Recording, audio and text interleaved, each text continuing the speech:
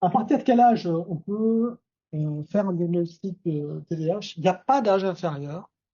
On a certains gamins qui ont 3, 4, 5 ans, on sait d'entrée que là, ça va être un TDAH. On le sent. On les voit, ils sont vraiment. On sait que ça va pas s'améliorer. Il y en a quelques-uns qui sont un peu immatures. Des gamins qui bougent à 4 ans ou à 5 ans, il y en a. Hein, c'est pas forcément pathologique, mais on sait qu'il y en a certains, et on voit les parents arriver très tôt. C'est pas des comportements tyranniques, c'est des enfants qui ont une grande difficulté de contrôle, et là, on les voit très très vite. Donc, pas d'âge limite inférieur, même si on sait que globalement, à 2 ans, on ne pose pas un diagnostic du TDAH, hein, mais c'est plutôt globalement vers 4 ans, 4 ans et demi, là on peut dire, tiens, lui, c'est bon, ou elle, enfin, je dis lui, parce que c'est souvent les garçons qu'on voit à cet âge-là, et c'est plus que les filles. Bien sûr, on verra dans les interventions thérapeutiques, c'est pas parce qu'on n'a pas déterminé un diagnostic qu'on ne fait rien. On ne dit pas aux parents, oh non, absolument, il bouge partout, il est attentif, il fait n'importe quoi, il vous casse dans la maison, il saute sur lui. Revenez dans 2 ans quand il aura 6 ans, et puis là, il est juste un peu immature, revenez dans 2 ans, on en reparle. Non, dans ces cas-là, il y a un travail à faire dans la psychoéducation, et puis surtout sur les habiletés parentales. Avoir un enfant qui a des difficultés de contrôle, eh bien, on apprend aux parents, on leur donne les capacités dans la communication, dans la capacité de voir et de comprendre le fonctionnement pour limiter les troubles du comportement et leur permettre d'avoir une parentalité normale, c'est-à-dire de pouvoir éduquer leur enfant correctement. Et on les écoute, voilà. De toute façon, il faut écouter des parents qui viennent au cabinet. Déjà, il faut écouter les mamans, hein. Quand une maman est inquiète, on l'écoute. On dit pas, non, non, vous êtes trop anxieuse. On parlait d'anxiété tout à l'heure. Un parent qui arrive en consultation pour un problème chez un enfant, de principe, on essaie déjà de se dire, tiens, si elle est là, enfin, si je dis elle, parce qu'en général, c'est plutôt les mères qui arrivent, hein, que les pères, ou alors quand le père arrive tout seul, en général, c'est pas bon. Pas bon. Voilà. Mais ça veut dire qu'il y a un problème au niveau de la maman, et un problème au niveau de la maman, c'est très, très embêtant. Voilà. Il faut des mamans solides. Je dis pas que les mamans, c'est plus important que les papas, mais c'est quand même plus important que les papas. En général. Donc prudent, mais c'est pas parce qu'on n'a pas dit que c'était un diagnostic, qu'on n'a pas confirmé le diagnostic, il faut rien faire. Bien au contraire. C'est moins une chose qui est évolutive. Quel professionnel peut poser le diagnostic? Alors ça, c'est très important. Un diagnostic, on verra tout à l'heure, un diagnostic de trouble déficitaire de l'attention, c'est un diagnostic médical. Il n'y a qu'un médecin qui est habilité aujourd'hui à poser le diagnostic de trouble déficitaire de l'attention. Voilà. Alors, on peut évoquer il peut y avoir des critères cliniques qui évoquent un trouble de l'attention, se dire tiens, ça y ressemble. Effectivement, il y a un bilan, un comportement de cet enfant. J'ai fait un bilan orthophonique. L'orthophoniste m'a dit qu'elle pensait que peut-être qu'il y avait des choses qui pouvaient évoquer un trouble déficitaire de l'attention. On a fait un bilan neuropsychologique avec la psychologue qui a pu montrer que, etc. N'empêche que le diagnostic, vous allez voir pourquoi. Pourquoi? Parce que c'est compliqué, parce qu'il y avait un diagnostic différentiel. Le diagnostic aujourd'hui, on a écrit noir sur blanc, c'est clair, précis. Là, c'est recommandation officielle. Comme recommandation. Il n'y a qu'un médecin qui peut faire le diagnostic. Et pas n'importe quel médecin. Il faut que les médecins qui aient une spécialité. C'est-à-dire qu'on a défini dans les recommandations officielles la notion de médecin spécialisé en TDAH et en TND. Ce sont des médecins qui ont une formation, qui ont fait une formation spécifique. Alors, de principe, on est parti du principe que de par leur formation professionnelle et leur cahier de charge, pouvaient faire ce diagnostic, pouvaient établir ce diagnostic, les psychiatres de l'enfant et de l'adolescent, les psychiatres de l'adulte, les pédons, les neurologues, et tous les médecins qui sont, quelle que soit leur spécialité de départ, qui ont une qualification, qui ont fait une formation qualificative sur le TDA. Et là c'est assez restreint, mais là on va avoir une augmentation de ces médecins-là. Voilà. Et on va avoir des médecins qui ne pouvaient pas faire le diagnostic. Maintenant, on a reconnu que ces médecins pouvaient le faire.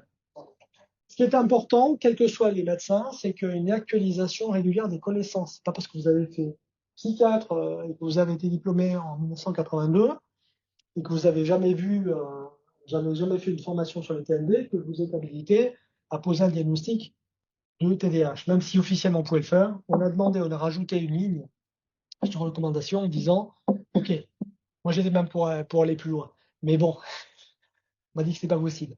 Mais effectivement, il faut une actualisation régulière des connaissances avec les critères actuels de la science, sachant que les recommandations sont tous les 10 ans, donc ça veut dire qu'il faut se permettre de faire de la formation continue. Donc même pour ceux-là, là, qui théoriquement peuvent le faire, il faut que les médecins puissent faire. Donc là, peuvent être des généralistes, des médecins de PMI, des médecins scolaires, des médecins, ce que vous voulez, du moment qu'ils sont médecins et qu'ils ont fait une formation sur le TDA. Alors les formations, voilà, c'est une bonne question. Est-ce que les formations, on a déterminé que la qualification sur le TDAH devait être validée par les collèges nationaux des différents médecins. C'est les collèges nationaux qui vont définir, qui vont mettre le tampon en disant, voilà, nous, collège national des généralistes, boum, on dit que ce médecin a fait une formation qualificative sur le TDAH, ce qu'il est qualifié TDAH. Voilà.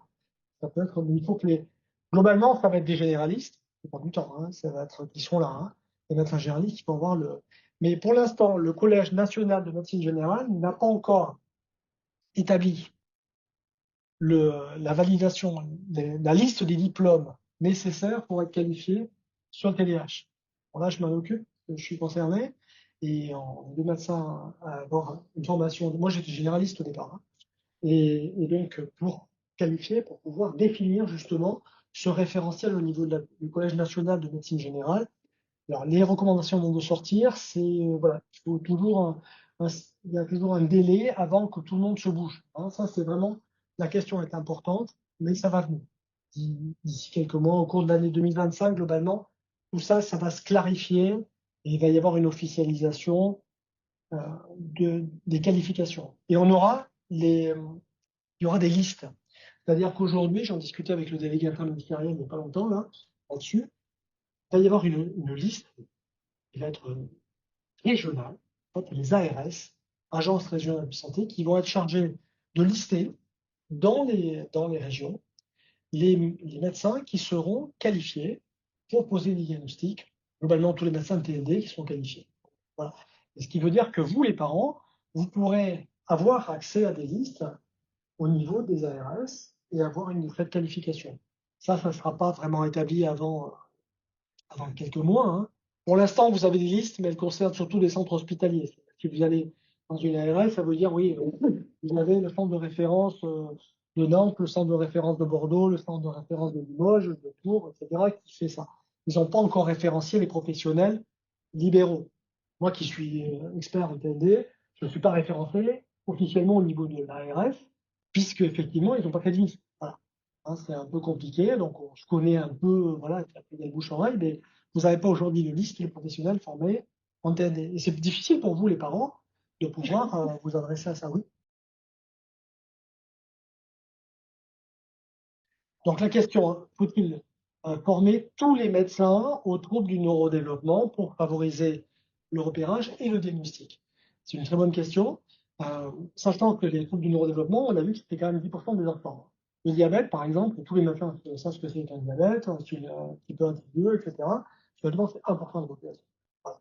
Ils sont incollables sur, je sais pas moi, le phéochromocytome. Voilà, ça c'est une question d'interne. Très bien. Tout le monde sait ce que c'est. Voilà, un médecin. Sauf qu'on n'en voit jamais. Voilà.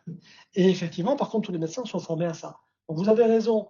Le critère, les formations dans la formation de tous les médecins français, c'est très important.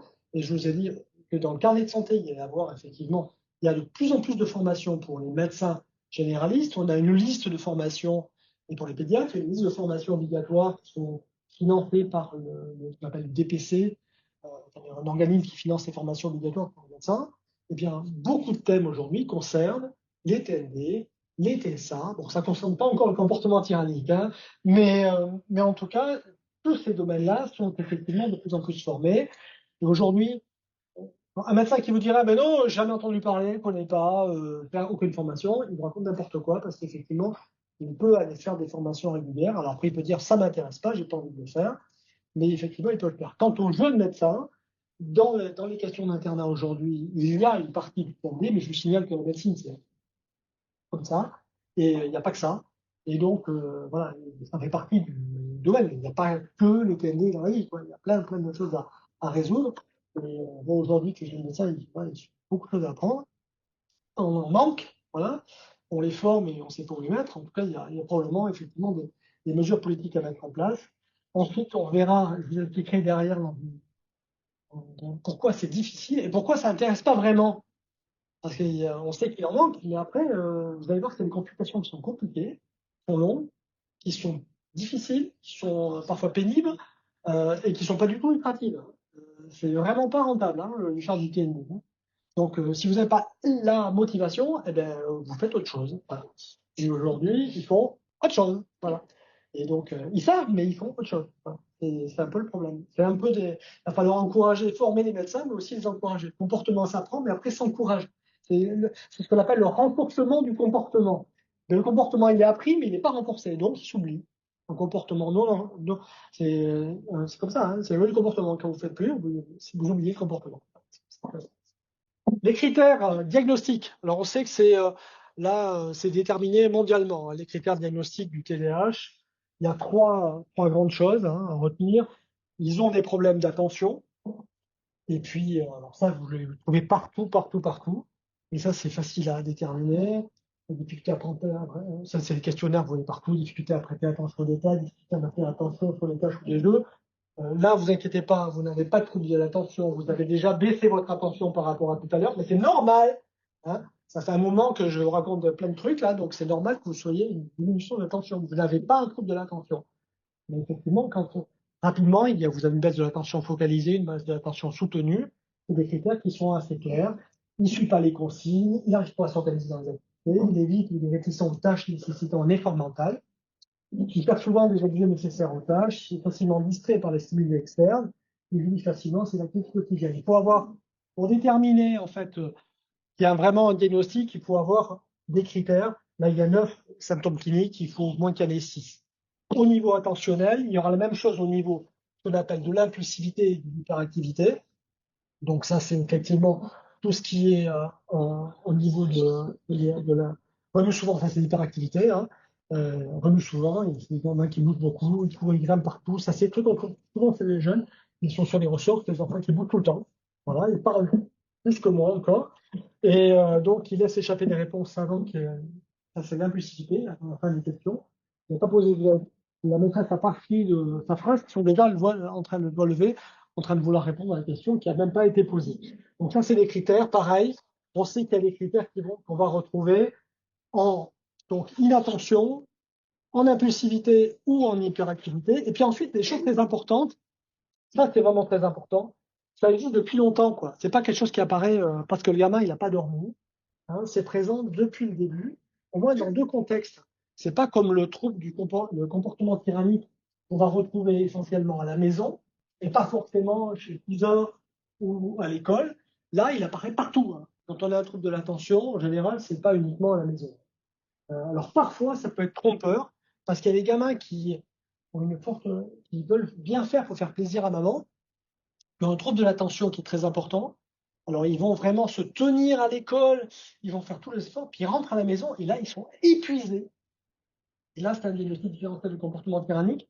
C'est-à-dire que le gamin, il tient toute la journée, il fait un effort parce qu'il sait que c'est important, voilà, d'écouter la maîtresse. Mais alors, le soir, il a vidé toute sa dopamine, il n'a plus rien. La mère le reçoit, et alors là, ça explose. Et là, il est absolument infernal, il ne veut pas faire les devoirs, il pique des colères pas possibles. Et là, c'est pas un comportement tyrannique. C'est tout simplement que le gamin, il a un trouble de l'attention, il a fait attention toute la journée, il s'est contenu, et le soir, il n'en peut plus. Et il explose. Alors, c'est un diagnostic différentiel de comportement tyrannique. C'est pour ça qu'il est très important, vous allez voir que les consultations sont longues, et il est important d'écouter les parents, il y a un questionnaire important pour pas passer à côté, parce qu'effectivement, on peut se faire avoir. On peut se faire avoir. Hein. Un enfant qui arrive chez le médecin, il est très sage, machin, il est impeccable, machin, etc. Et puis le médecin dit non, mais il a rien, cet enfant, il va très bien. Voilà. Et en fait, quand il sort, il devient absolument infernal. Ils arrivent à retenir. Vous arrivez, même quand vous êtes inattentif, vous arrivez, si vraiment ça vous intéresse, vous faites un effort pour vous tenir. Mais l'enfant qui a un TDA, il peut faire pareil. Quand ça l'intéresse, ou quand il voit que c'est important, il peut faire attention. Et puis après, il peut plus, il est épuisé. Et à ce moment-là, paf, ça part. Donc on peut se faire avoir, effectivement. C'est assez classique. Mais non, la maîtresse dit, mais non, tout va bien, il n'y a aucun problème, madame. Le gamin, bon, ok, il est en train de regarder par la fenêtre, mais finalement, il est très sage, hein. Ouais. Alors après, ça peut être aussi un comportement tyrannique, hein. C'est là où il faut faire la part des choses, faire attention. Alors, est-ce qu'un enfant peut exploser le soir de colère sans forcément avoir un trouble du neurodéveloppement? Oui, bien sûr. Ça vous arrive pas quand vous avez passé une grosse journée là, au travail, quand on vous a pourri la journée toute la journée, d'arriver à la maison et puis votre mari vous dit un truc et là, vous explosez. Donc, oui, ça peut arriver. Alors, si c'est quotidien, vous avez qu'à vous poser la question. Vous allez vous poser la question d'abord de savoir comment il dort. On va voir que ce qui est important, c'est de récupérer la nuit pour pouvoir tenir la journée et le soir. Et si c'est quotidien, on va commencer à se poser la question. Il peut y avoir des périodes où ça va. Oui. Très bien, et bon, bah, c'est bon, il n'y a rien. Et à nouveau, ça revient. Ouais, il peut y avoir des périodes. Il y a quelque chose ou il n'y a pas quelque chose. Mais voilà, c'est là où c'est une véritable enquête. Il faut jouer le Sherlock Holmes, là, essayer de comprendre ce qui se passe et regarder quand est-ce que ça revient. Quand ça va, et oui, ça va. Alors ça peut être ça peut être si ça va pas pendant l'école et que ça va pendant les vacances. Pendant les vacances, le gamin il va dormir plus longtemps. Déjà, il va se réveiller à 9h30 ou parfois à 10h. Alors que pendant la période scolaire, peut-être qu'il faut aller à l'école, il y a des embouteillages, donc il faut lever le gamin finalement à 6h30 ou 7h pour qu'il soit prêt. Donc il dort moins, et peut-être que c'est un gros dormeur qu'il a besoin de récupérer. Et donc, pendant la période scolaire, il va être épuisé. En fait, le soir, il est épuisé. Pendant les vacances, ça va mieux parce que d'abord, il y a moins de pression, il y a moins de contraintes. Donc, effectivement, pour tout le monde, on est moins tendu pendant les vacances que pendant le travail. Mais effectivement, il y a cette notion de sommeil qui est très important. Quand c'est variable comme ça, il faut aller chercher ce qui se passe. Euh, Chez les adultes, on sait par exemple que chez les femmes, en cycle prémenstruel, en période prémenstruelle, c'est pas inventé. On sait qu'effectivement, il y a une baisse de la tension. Donc, elles sont plus impulsives. Voilà. On sait que c'est dû à des variations au niveau de la capacité d'attention, de la capacité de maîtrise. Donc, il y a des variations comme ça. Chez les adolescentes, ça peut être le cas aussi. Il y a des périodes comme ça où elles sont absolument, quand elles sont réglées, il peut y avoir des variations comme ça. Chez les jeunes enfants, il faut aller chercher le sommeil, hein. Méfiez-vous du sommeil. Parfois, quand c'est variable comme ça, il faut aller chercher ce côté-là qui est vraiment important. Parce que le sommeil, c'est vraiment important, hein. Si vous n'avez pas bien dormi, eh bien, essayez de dormir, ne pas dormir pendant 2 nuits. Je dis souvent aux adultes, aux parents, pour arriver à comprendre. Vous ne dormez pas pendant 2 nuits, et là, vous allez comprendre ce que vit votre enfant. C'est pareil. Vous ne dormez pas pendant 2 nuits, vous avez un TDAH construit, en quelque sorte. Hein, vous êtes pareil. Vous n'arrivez pas, tous les bruits sont importants, vous n'arrivez pas à vous organiser, vous faites un truc, vous cherchez un truc, maintenant vous oubliez.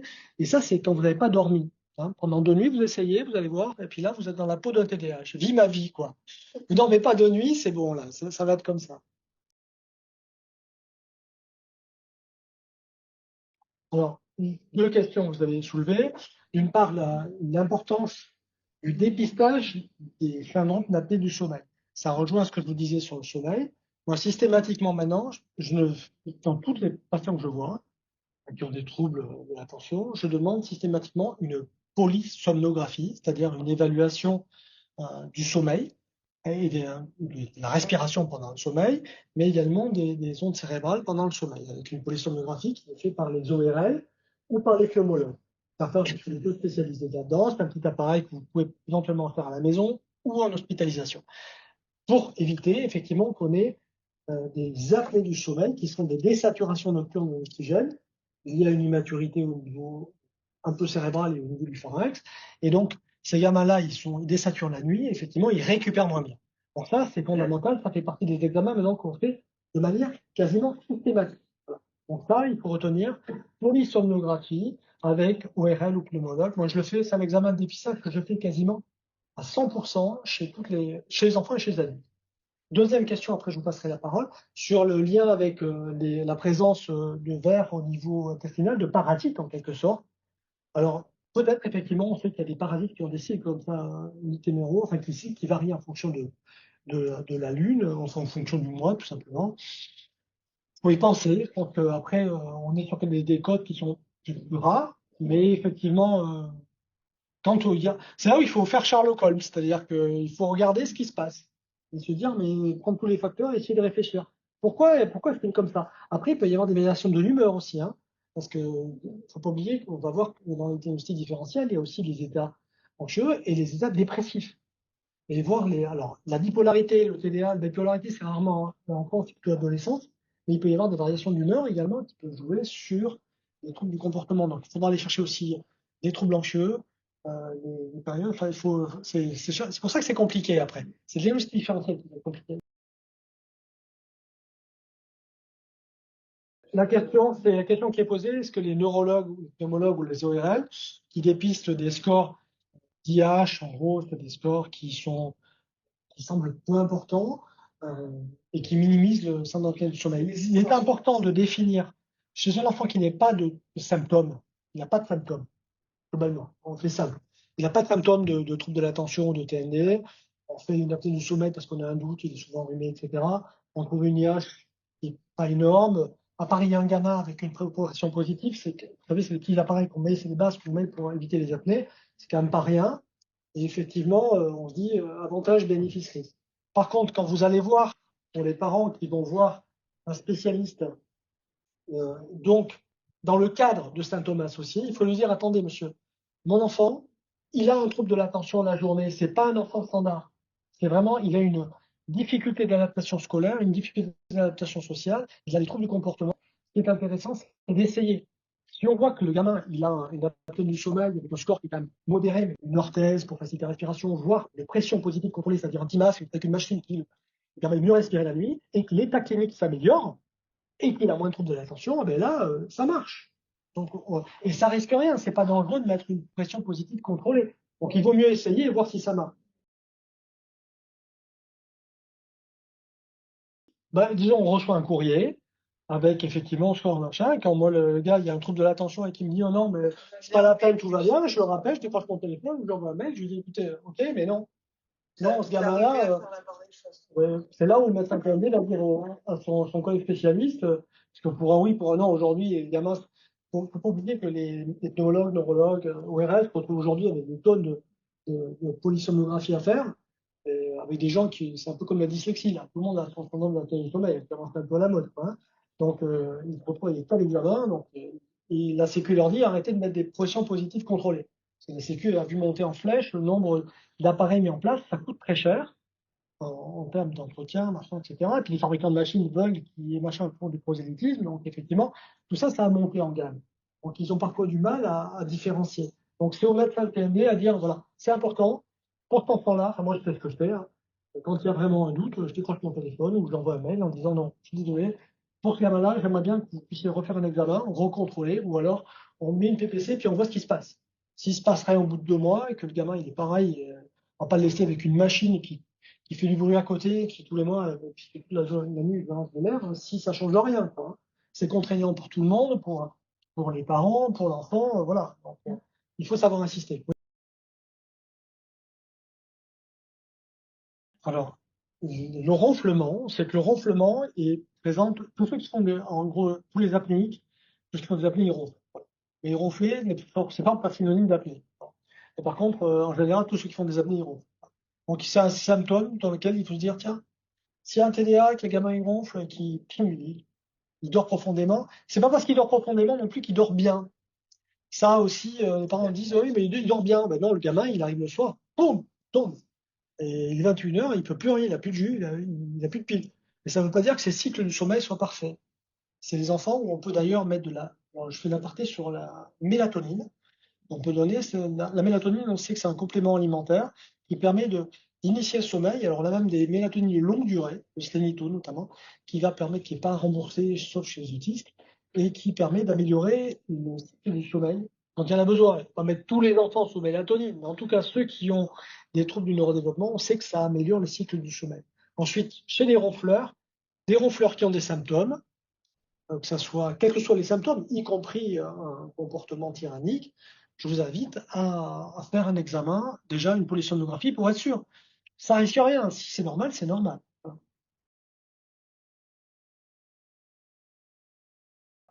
Tout à fait. Donc, Madame souligne l'importance dans les autres moyens, à part la pression positive contrôlée dans le cas de l'apnée du sommeil, de faire une ablation de végétation, une ésotérie, qui permet, je n'en ai pas parlé c'est vrai, tout à l'heure, ce qui permet de solutionner, ça passe plus facilement, effectivement, quand il n'y a pas de végétation, et c'est important de le faire chez l'enfant notamment, effectivement, parce qu'après l'âge adulte, sont un petit peu moins importantes. Alors, on ne peut pas enlever toute la végétation à tous les gamins, mais en tout cas, pour ceux qui présentent des apnées du sommeil, premier réflexe, en général, souvent, ce qu'on fait, c'est bilan d'apnée du sommeil. Ensuite, on regarde si le gamin il a des grosses amygdales. Ça, c'est plus facile à voir ça. Il suffit d'ouvrir la bouche et on voit. Après, les végétations, il faut souvent une caméra pour aller regarder à l'intérieur. Et ça, le médecin de PAD, il n'a pas forcément, mais au moins, il a un bâton, il a une lampe, et puis il peut regarder les amygdales.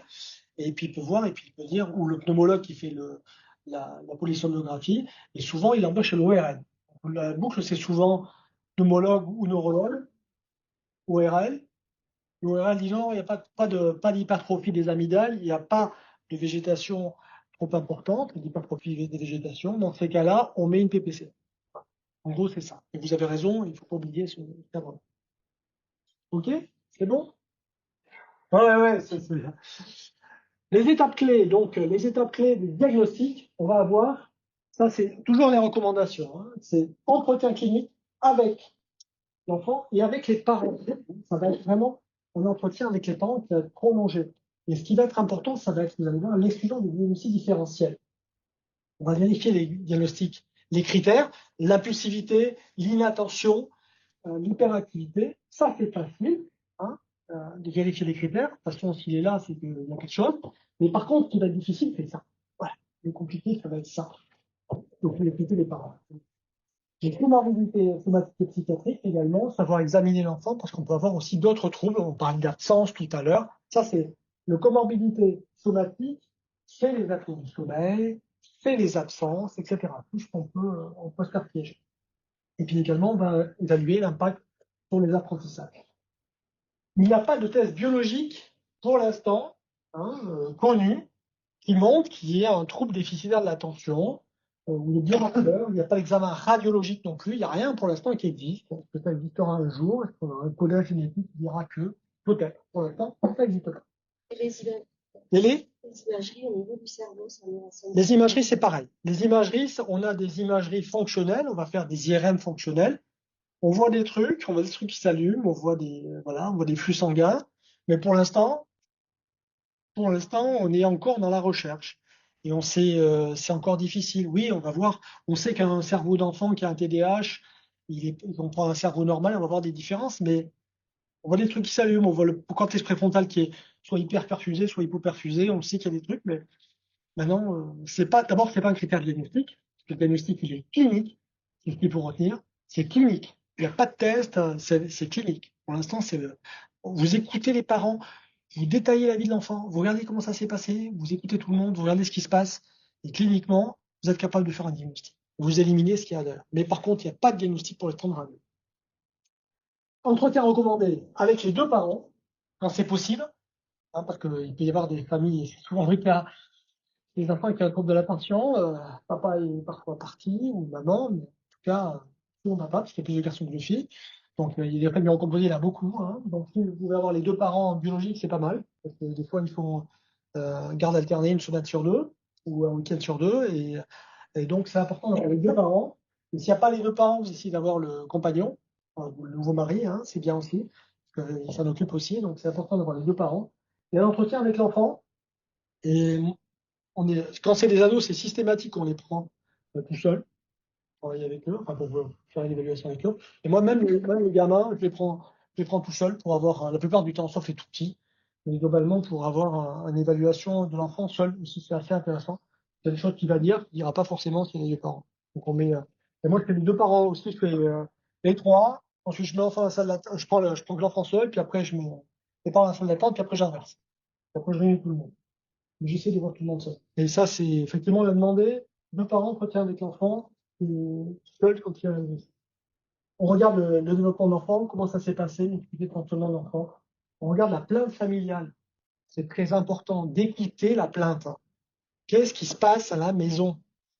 Quel est le problème à la maison? Ça, c'est vraiment très important. Quel est le retentissement? Et ça, c'est important de l'écouter. Ça prend du temps. Ça prend du temps. C'est pas en 10 minutes que vous allez faire un diagnostic clinique. Vous allez avoir une idée, mais vous n'avez pas le temps d'écouter la plainte. Et quand on a éloigné l'enfant et qu'on voit les parents seuls, des fois, il y a des plaintes qui peuvent ressortir, qui ne sortent pas forcément quand l'enfant est là, et inversement. Perception par l'enfant de ces difficultés, ils n'en sont pas tous capables. C'est l'insight, la capacité de comprendre ce qui se passe. Et il y a une stratégie qui peut surmonter, c'est aussi important, là on peut le voir tout seul. Consultation familiale, on insiste là-dessus. Donc on peut utiliser des trames du diagnostic semi-structurés, des questionnaires que vous évoquiez tout à l'heure, je vais en parler, des questionnaires qui avaient été distribués. Moi, il faut un dossier comme ça. Moi, j'ai 15 pages là. Ceux qui m'ont rempli un dossier tout à l'heure, ils ont vu le dossier. Ça fait quand même pas mal de questions. Les questions sont déjà semi-structurées. Ça permet aux parents déjà de réfléchir au comportement de leur enfant. C'est un outil déjà thérapeutique. Quand on met un questionnaire, ce questionnaire sur des questions précises, ça permet aux parents de comprendre et d'évaluer les différents symptômes et de regarder ce qui s'est passé, de réfléchir. C'est pas toujours évident, mais moi je l'ai dit, j'ai fait ça. À l'issue de la consultation, la HAS exige un compte rendu. Il faut qu'il y ait un compte rendu des examens quand vous allez voir un médecin, ou n'importe qui d'ailleurs, un professionnel de santé, il faut former un compte rendu des symptômes présentés par l'enfant, des autres troubles du développement, des comorbidités, des identités différentielles. Ça va être, il doit être sur le compte rendu. C'est compliqué, c'est long. Il y a l'historique des symptômes, il y a les antécédents familiaux, les antécédents de l'enfant, le développement, l'historique des interventions. Il y a beaucoup de monde, des fois, on voit arriver des parents. Si l'enfant il a déjà 12 ans, ils ont fait plein de trucs. Hein. Donc là, déjà, ils ont été voir plein de gens, machin, puis des médecins, pas des médecins, du coin, etc. Puis il y a un peu de tout. Donc là, il faut savoir tout ce qui a été fait et comment s'est développé l'enfant. L'examen de l'enfant, ça nécessite un examen physique, il faut les examiner. Hein, pour les examiner cliniquement. Donc, on essaie de les voir physiquement, les poser. On peut regarder s'il y a des. Alors, c'est vrai que les neuropédiatres examinent plus que les psychiatres, parce que quand on est psychiatre, ils n'examinent pas en général. Bon, parce que j'étais généraliste au départ, donc je sais examiner, c'est déjà pas mal. Mais un psychiatre, déshabiller un enfant, c'est compliqué. Voilà. Donc, on a exigé que même si que les pédiatres, ils s'intéressent, les recommandations officielles demandent à ce que les pédiatres et tous les médecins s'intéressent au cerveau. Ils explorent les troubles anxieux, etc. Donc, il va falloir faire un examen psychiatrique.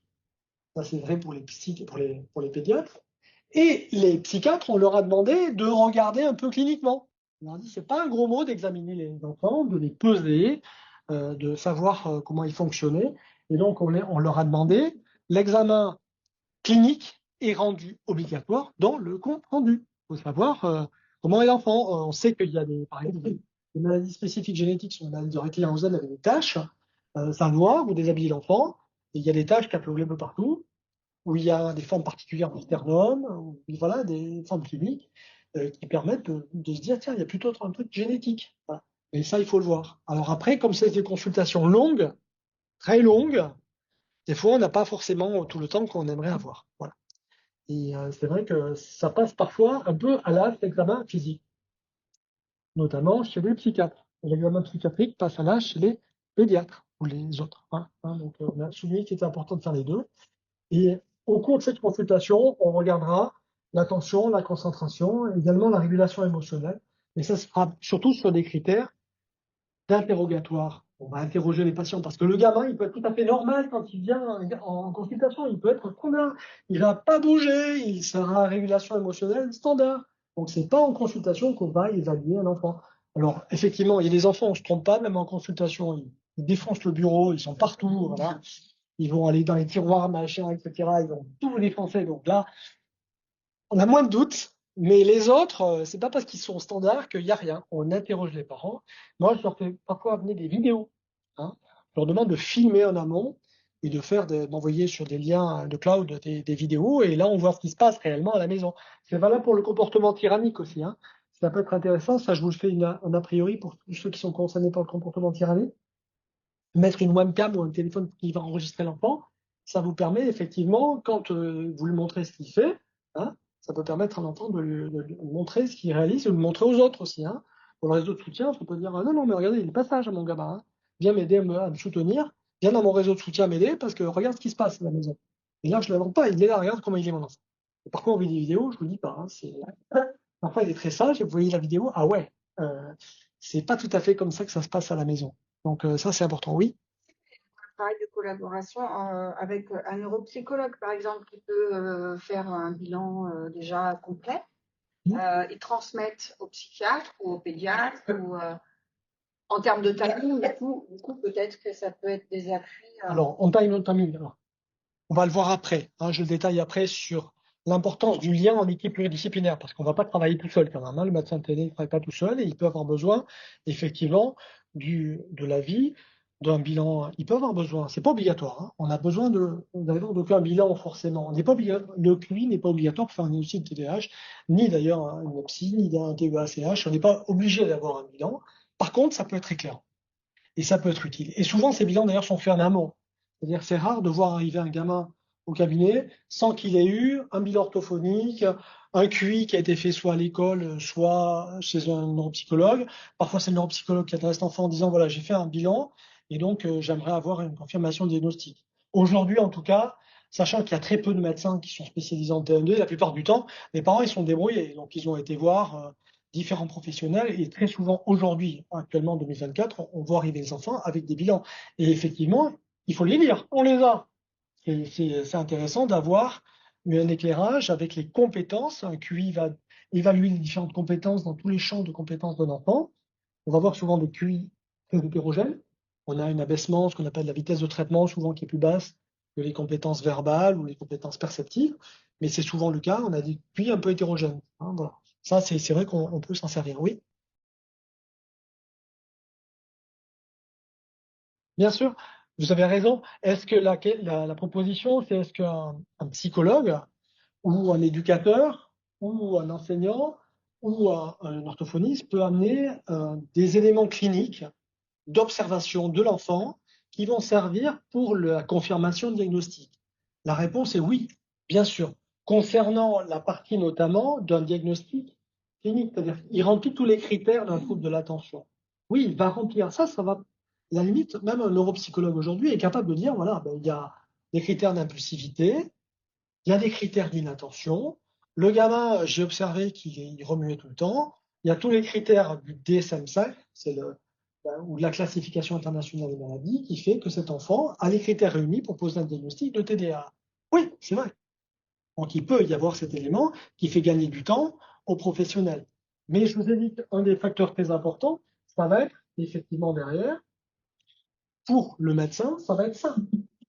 Ça va être ici, là. Le médecin, il va agir là. Parce que vous allez voir que c'est pas évident. Il y a d'autres facteurs qui sont là et qui sont ces diagnostics différentiels. C'est pas le diagnostic du trouble de l'attention qui est compliqué. C'est de regarder à côté. Est-ce qu'il n'y a pas autre chose associée? Et c'est important parce que c'est pareil pour le TSA.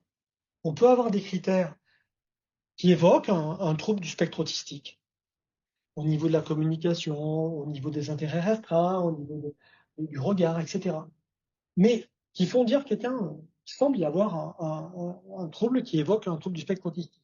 Mais attention, il y a toute la comorbidité qui va derrière, et ça, effectivement, c'est pas que le psychologue pourrait pas le faire, mais c'est de la formation médicale. En tout cas, l'évaluation clinique, elle est longue, et ça, effectivement, le médecin va apporter, hein, s'il est formé, hein, la capacité d'évaluer l'ensemble des paramètres. Mais tout ce qui est environnement parental, c'est-à-dire l'étude de la famille. Qu'est-ce qui se passe dans la famille? Le psychologue, parfois, il suit l'enfant depuis longtemps.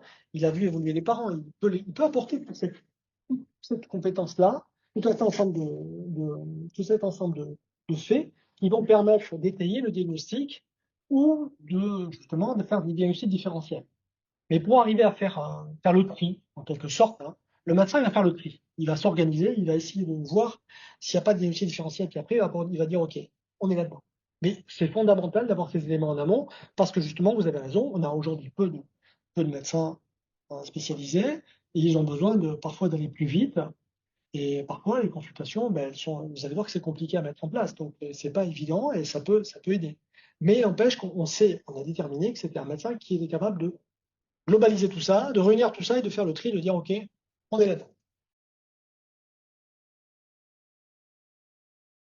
La stratégie actuelle, qui s'impose, on a des référentiels HAS qui sont opposables à tous les médecins. Aujourd'hui, ils ne peuvent pas dire On ne sait pas, jusqu'à présent, il peut dire, il n'y a pas de référentiel, on sait pas comment faire.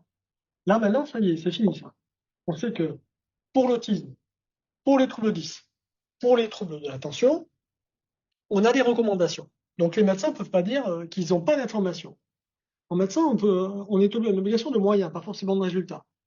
Mais effectivement, on doit mettre les moyens, et là, on a les informations, et tout médecin doit être, euh, enfin, doit aller chercher l'information où elle se trouve. Et là, on l'a. On l'avait pas. Jusqu'à présent, le médecin peut dire, oui, on se prend une régulation émotionnelle, vous savez, le TDAH, on sait pas. C'est pas défini en France. On n'a pas vraiment la définition. On fait pas vraiment, bon, c'est peut-être un truc américain, hein, avec les laboratoires qui veulent droguer les enfants, hein. Voilà. Donc, là, maintenant, c'est fini, ça. On a défini ce que c'était. Donc, votre médecin, il ne pouvait pas lui dire, vous lui dites, ouais, vous lui portez un référentiel, vous lui dites, attendez, docteur, regardez, c'est pas ce qu'il y en a marqué là, hein. Vous dites aux parents, voilà, excusez-moi, docteur, mais là, je vous apporte les références, là, vous les avez lues. Bon, ça fait un peu, c'est peut-être un peu dur pour le médecin, mais enfin, quand même, il est quand même censé pouvoir lire les recommandations. Et aujourd'hui, ce que je disais tout à l'heure, dans le carnet de santé, aujourd'hui, vous avez la partie du dépistage de le 10 et des troubles de l'attention qui a été rajoutée.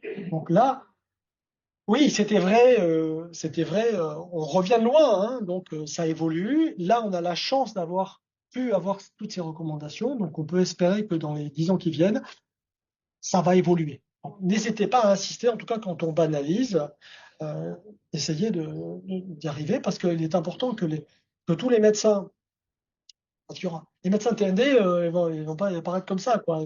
Il faut que les médecins qui sont aujourd'hui pédopsychiatres, pédiatres, médecins généralistes spécialisés dans l'enfant, etc., se forment à ça. Il faut qu'on forme les médecins internés parmi ces médecins et qu'on les qualifie. Il ne s'agit pas d'inventer quelque chose qui existe déjà.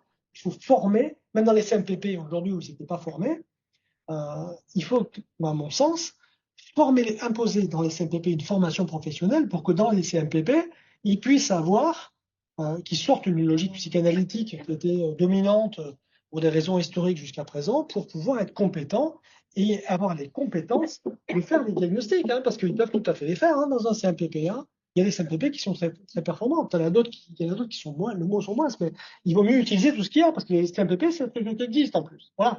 Et qui en plus sont équipés pour faire des habiletés parentales. Parce qu'ils ont les structures pour. Ils le font pas forcément dans le cadre actuel, mais parce qu'ils travaillent d'une certaine manière. Mais si on les amène à leur faciliter le travail, et donc qu'ils arrivent peut-être à réorganiser leur modalité de travail, en tout cas dans le diagnostic, et sur des soins qui permettent qu'ils travaillent vis-à-vis des parents notamment, peut-être que ça sera plus facile. Il y a beaucoup de choses à corriger. Et après, c'est compliqué. Plus la structure est grosse, plus c'est difficile de la faire, de modifier son mode de fonctionnement. Donc c'est effectivement compliqué. Hein. C'est pas dit que c'était idéal, mais en tout cas, aujourd'hui, on a des recommandations. Hein. On ne peut pas dire qu'on les a pas. L'évaluation, donc, ce qui va être important, c'est d'évaluer l'environnement également. Ça, vous disiez tout à l'heure que ça peut être fait par un psychologue, c'est vrai. Et le médecin peut également interroger, on peut le faire sur des questionnaires. Et après, ce qui va être important, c'est de pouvoir, dans l'évolution de TDAH, arriver à suivre les symptômes. Ça, c'est plutôt dans le voir quand c'est le suivi, le diagnostic a été fait, on va voir comment ça évolue, quelles sont l'efficacité des interventions, comment ça fonctionne dans les différents environnements, et quels sont les obstacles au fonctionnement de l'enfant. Et puis, on va regarder également comment il se comporte au niveau scolaire. Ça, c'est important.